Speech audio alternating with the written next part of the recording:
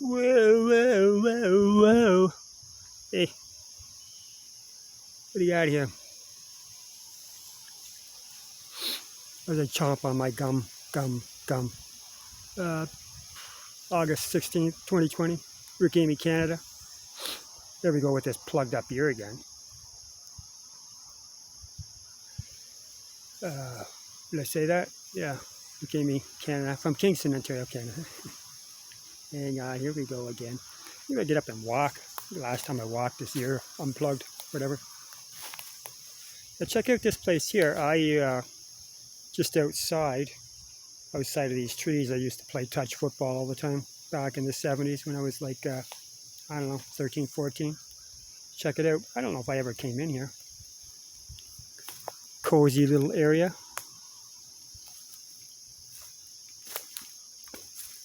Just here, there's an old rusty bucket, eh? Looks like the kids hang back in here.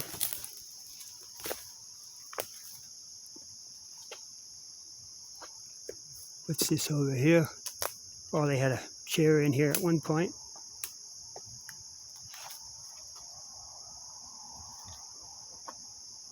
Yeah, this is really cool. You could put some video stuff in this, eh? I don't know how the lighting is going on with this, but check it out. There's that early morning voice, eh? Get that tree. Just snagged me. Get it, boy. Sick it. So anyway, I'm out on a walk here Sunday morning, right? Usually there's bathrooms to hit along the way when you're coming out this way, but I figured I'd wait, right? So I was coming through here. It's like 6 o'clock in the bloody morning. Somebody's up walking their dog, and I just dart in here. Everything's peaceful, quiet, everything. You can't hear nothing. I just dart in here, and I didn't see them coming with the dogs. I probably wouldn't have, right? Come in here and take a quick, go to the bathroom quickly and get out of here. That's what they forced us to do, eh? No porta potties all over the city, so when you gotta go, you gotta hit a bush somewhere, folks. So I encourage the city of Kingston, yeah, get these porta potties out there, right? In various areas, please, and thank you, peace. God bless you, Kingston. So anyway, I darted in here, and then their dogs went nuts, eh? Started barking and running for the bushes, and he's out there screaming and yelling, "Tell him, get back here, and all this." And I'm thinking in my mind, oh my God, it's so peaceful out here. We got this guy screaming for his dog, and the dog's barking, and it's like, if I was living in the building, you can't see it, but there's a building right through there. I could be sounding off the foghorn or something, and then get out, that loudspeaker that the cops used to use back in the 70s. Yay, I don't know. Shut the hell up. Sunday morning, everybody probably, it was a little quieter last night. Friday night, I think everybody in Kingston was doing it up big. Yeah, you can smell, I can always tell when people are out. You can smell the fire. People light the campfires, they get them going. They drift right past my window and it drifts right in. I can't stand that. The smell of smoke just reminds me of burning houses. And I've been around that. When I smell that smoke, it takes me back to, houses going down. But yeah, then you got to air the place out, and in comes the aerosol. Anyway, how do we get onto that? I'll show you a little more of this area in here, eh?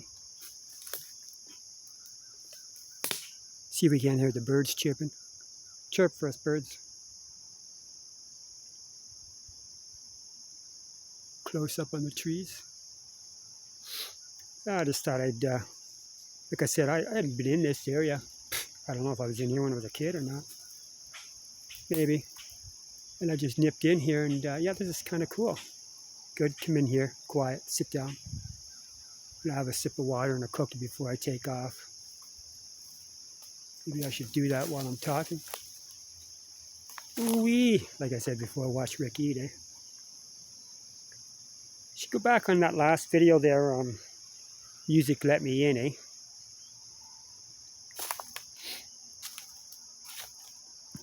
Yeah, I got some dates mixed up about the music, my music career and that.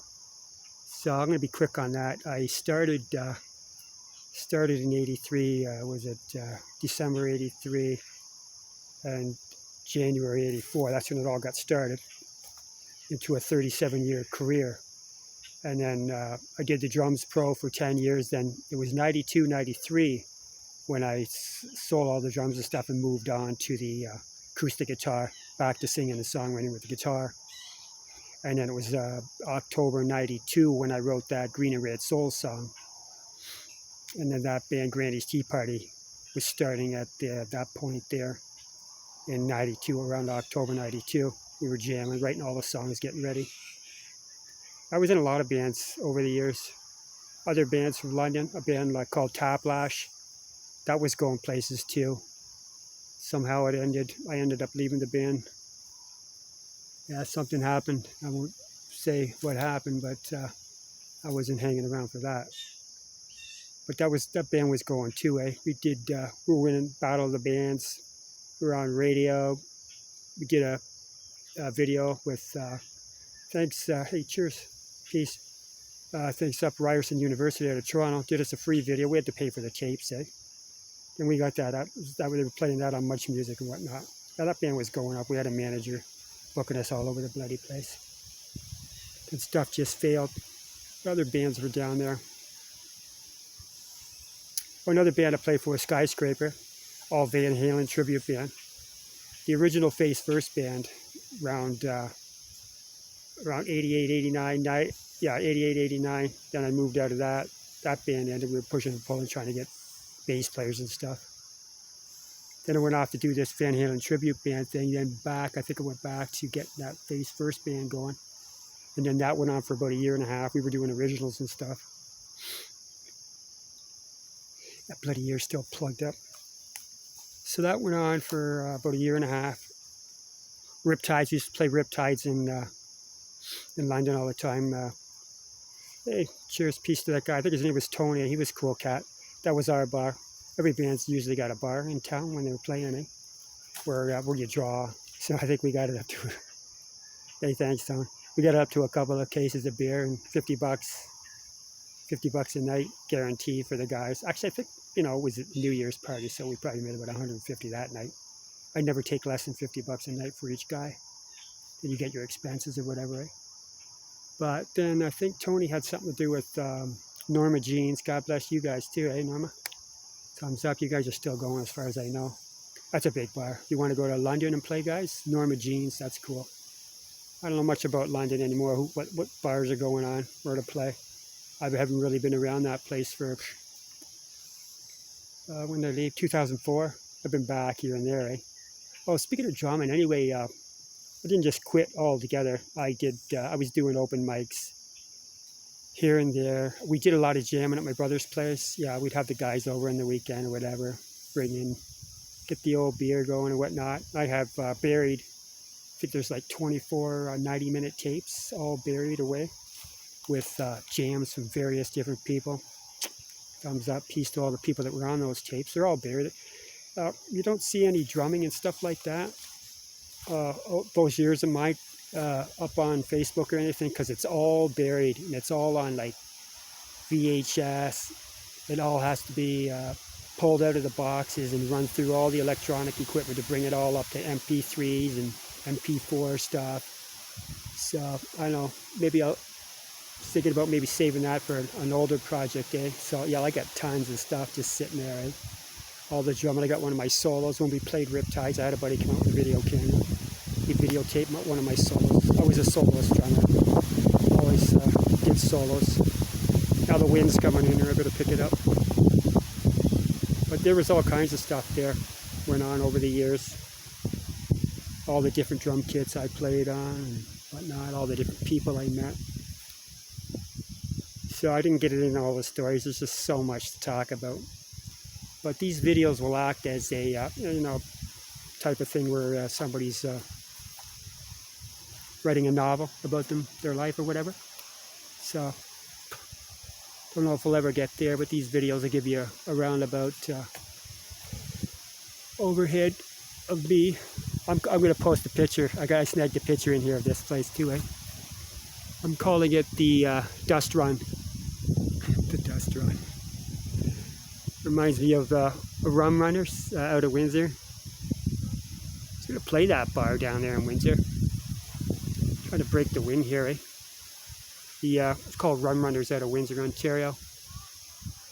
Actually, we did play that bar. That's right. I went down there and did that. That was really good. The sound system was great. PA for the drums too. A big stack right beside me. You could hear everything clear as day. It was like I was in front of the PA. It was so loud right beside me with the PA system, separate system. Eh? That was cool. I love stuff like that when you can hear. Most times everything's mic'd up and you really hear the drums right in front of you or whatever. Eh? Just trying to unplug that ear. I guess it's no go. Eh? Get this gum out of my nose. Maybe that's what's doing it.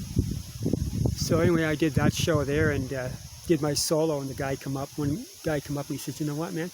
That's the second best. Yeah, right. He says, basically, that was one of the best solos of two people that have ever played this bar, right? So me and Kick Ass, if you're out there, drummer for Kick Ass back in, when we do that, probably around 90, something like that, 90, 91, we were down there doing Rum Runners. Guess he's seen the drum group Kick Axe. So yeah, he says me and the Kick Axe drummers, two of the best drummers they ever seen. So yeah, I got that a lot. Eh? People come out of the audience and they dug me. They'd bring their kids to the bar just to watch me. I was it's what they called a show drummer. Eh?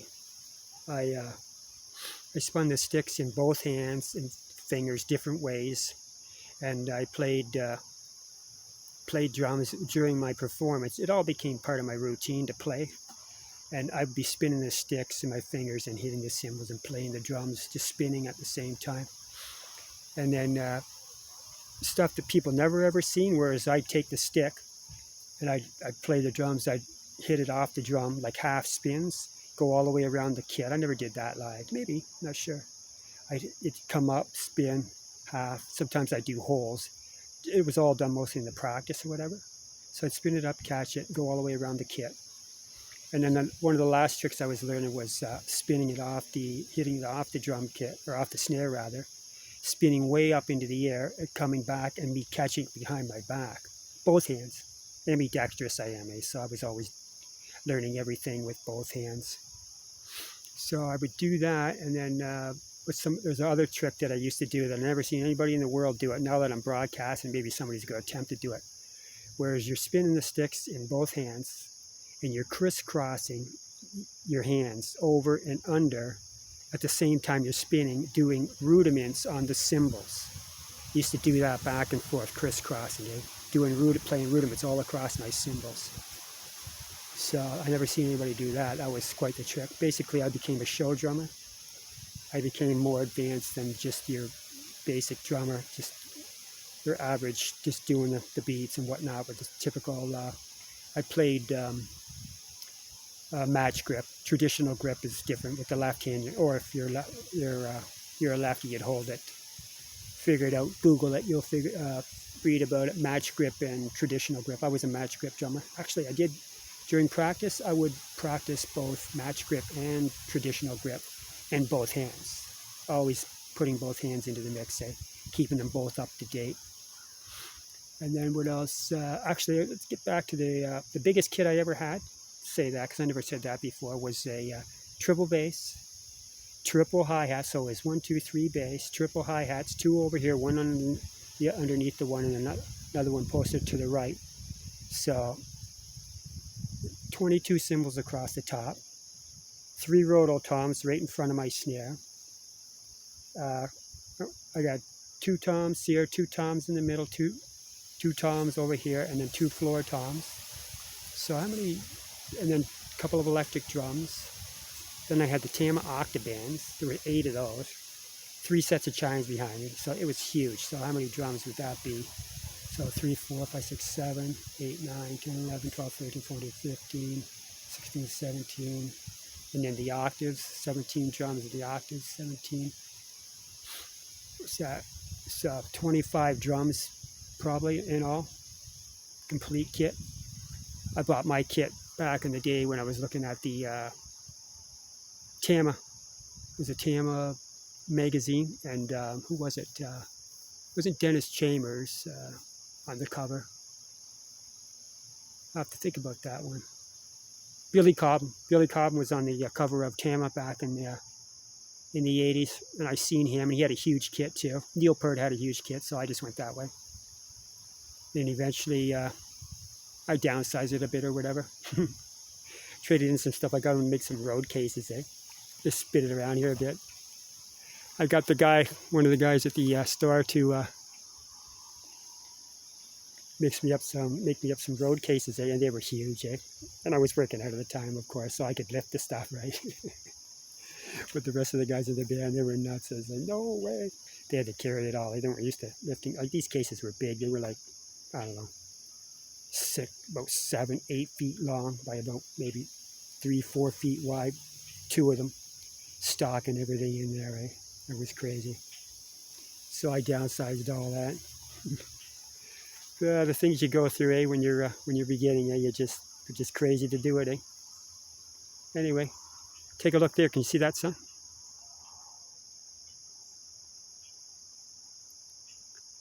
When I came out there, I thought it was going to rain, but guess there's going to be no rain.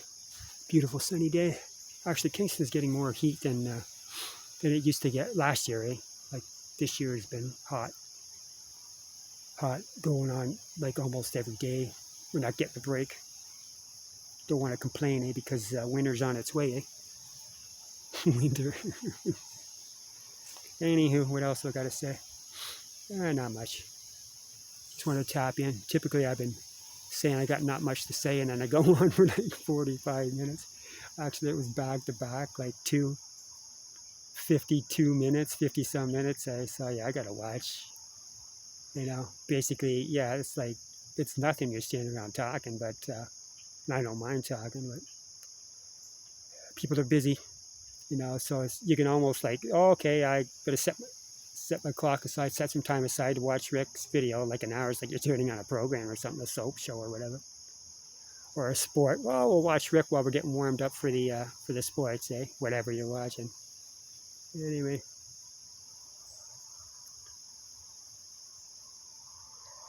yeah, I gotta figure out why my air keeps getting plugged when I come out here. It's got to be, yeah, it is very humid, so it's got to be all that humidity. See if we get a little body shot going on here.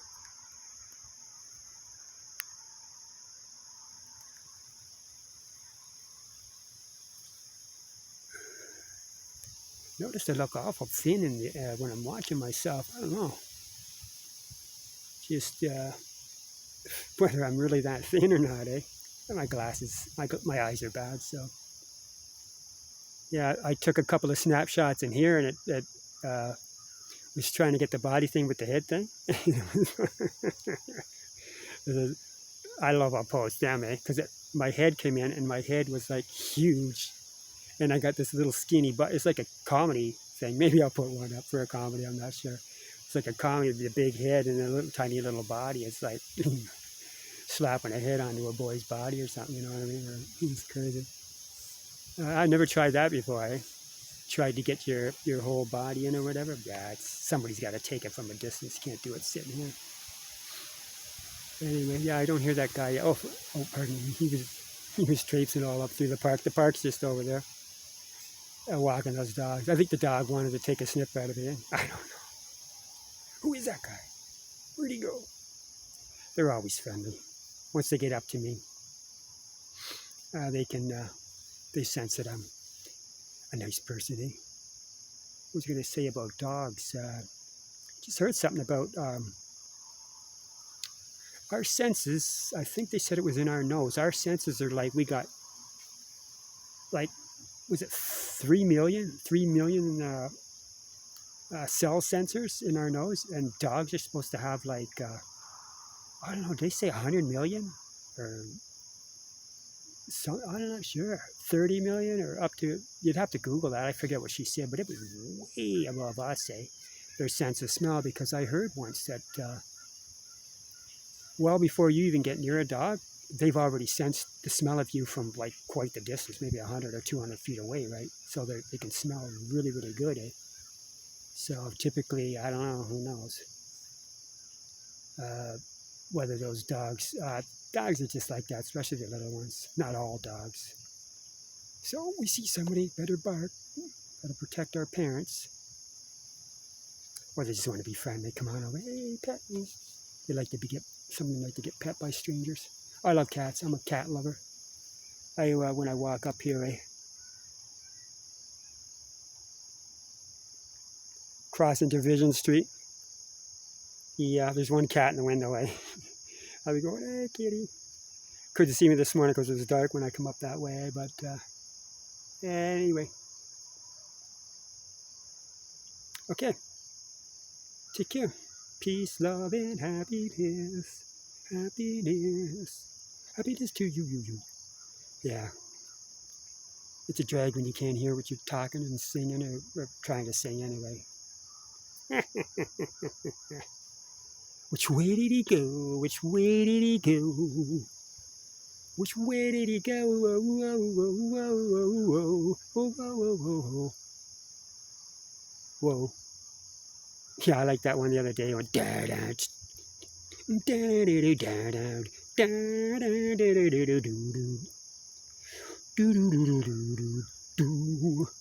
a little bass bottom in there. Right? Anyway, gotta go. Oh, one last thing about Kingston. I was just coming up across from Tim Hortons there on Princess Street. They used to have an old music store in there. And then it turned into like a weed selling shop or whatever. I don't know. It's been years since I went back. I'm kind of looking in the windows there and seeing a bass bins and PA equipment. I hope they're going back to selling gear out of there. Looks like maybe they're going to be selling some old gear off, or just they're stocking it in there or something. Who knows?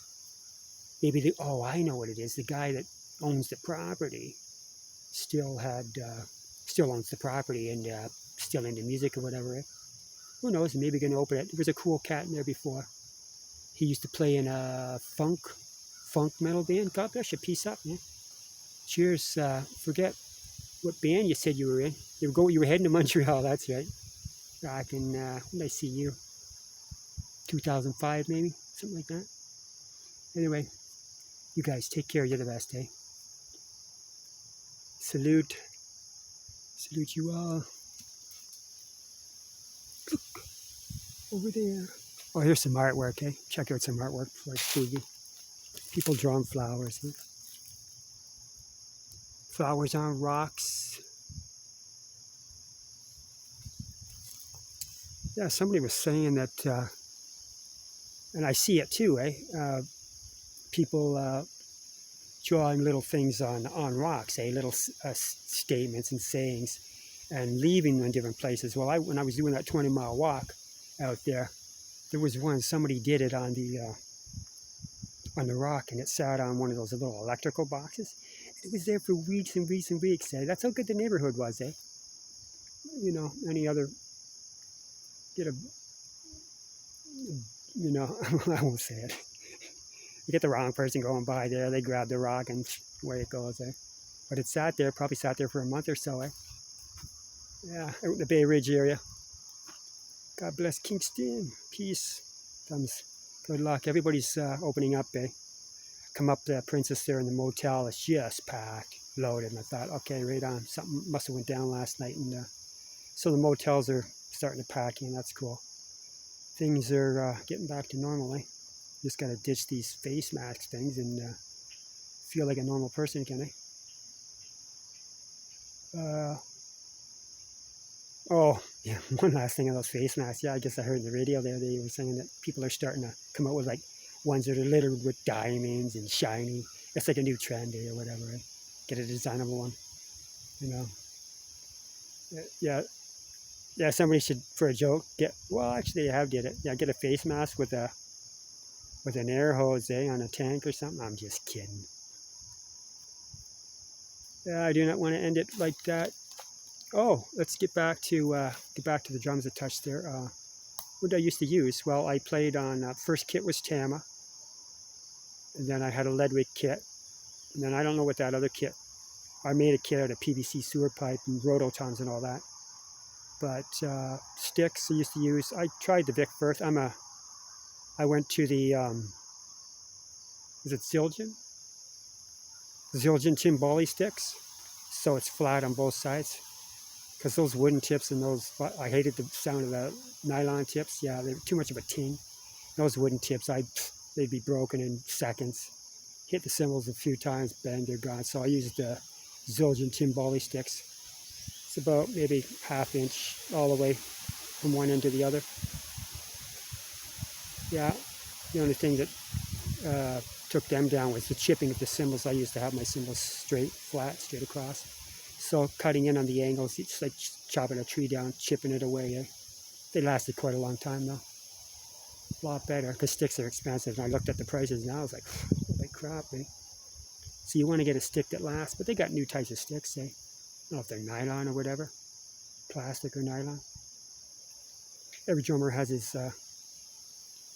choices. Heads, coated ambassador head for the snare. I used to use the black dot. I like the black dot. I'll go back maybe if I ever get a kid again to be concert toms, no head on the bottom.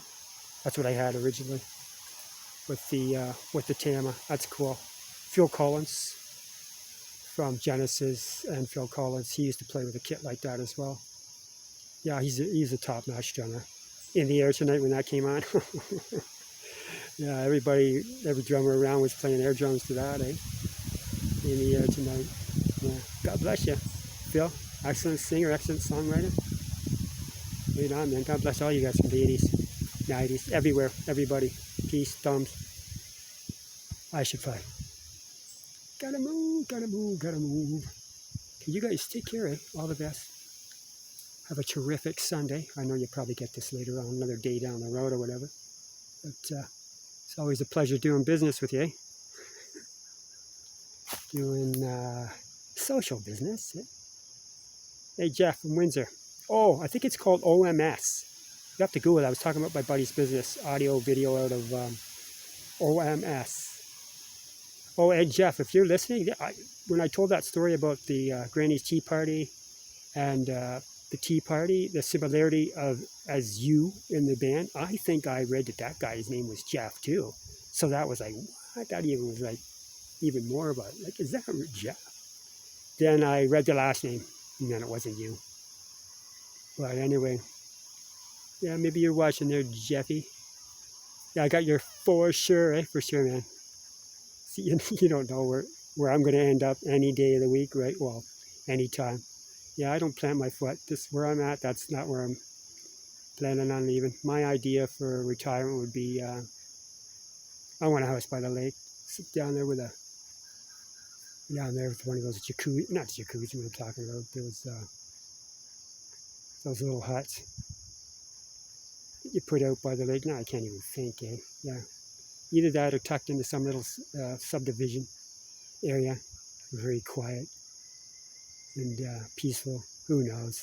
The lake, though, I've always had my heart set on that. Get out there, get in a boat, tour around first thing in the morning, check out the sun and whatnot, check out the scenery. Uh-oh. I've awakened the llama. Gazebo, that's what it is. Nice little gazebo by the lake. Go out there, sit out there when it's pouring rain too, eh? Sit out there. Probably maybe I'll have a beer. By then I'll feel like having a beer. These days, yeah, no. It's been over a year since I did anything completely straight. Wasn't much. It was dying down over the years. I was getting it down to maybe having a beer here and there, maybe 3 times a year. Then finally, that was it. I had enough of it, eh? It always take me like 2 weeks to straighten out my brain, eh? You know, I thought, no way, I can't go on like this. Like when you're young, you're partying. There was a point when you're a teenager, you look forward to the hangover. It was like all part of it, eh? You're like, yeah. Anyway, not no more, man. Get this, so you want to wake up with a straight head. So, I'm sure a lot of you out there aren't waking up with a straight head this morning. God bless you. Keep the party going, eh? I don't think the party will ever end as long as there's humans still growing, being birthed, coming up. That's the thing, you get older, and I try to realize that what you went through, because there's people just going through it now, eh? So all the stuff you went through, they're going through. Don't know anything about the world, they're just slowly creeping into it, finding out about all the stuff. Mind you, with this internet thing, you've got a lot more of a handle on a lot of things. So, you're the best. Peace. 1, 2, 3, 4, 5. 5 for all you lucky 5 people. Gotta go.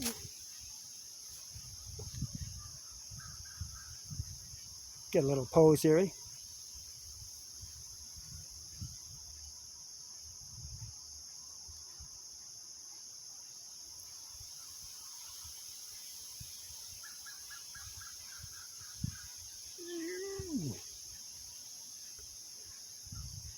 There's a little craziness in us all, eh? I got a cool song coming for you. For us older cats, eh? You'll like it.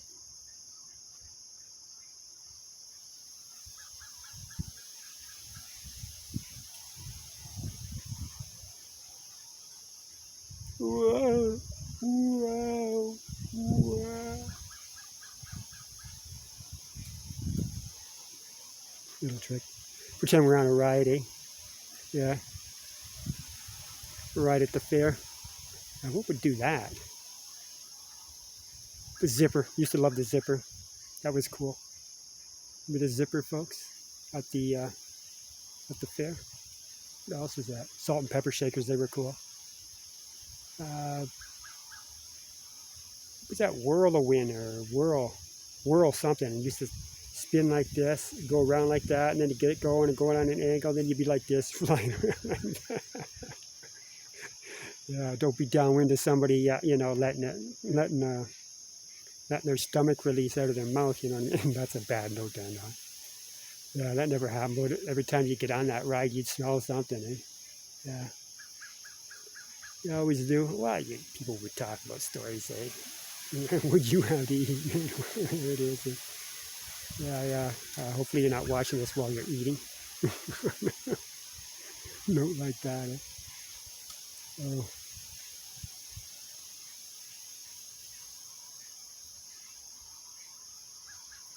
Got my rebellion shirt on today. Not really rebellion against anything. It was just it was a good price, nice colors, and matched up. There was another one I got too. Anyway, gotta go. Can't see you. Where are you people? Love ya. All the best, eh? Have a super gorgeous, lovely day, ladies and gentlemen and children of the world. Bye-bye.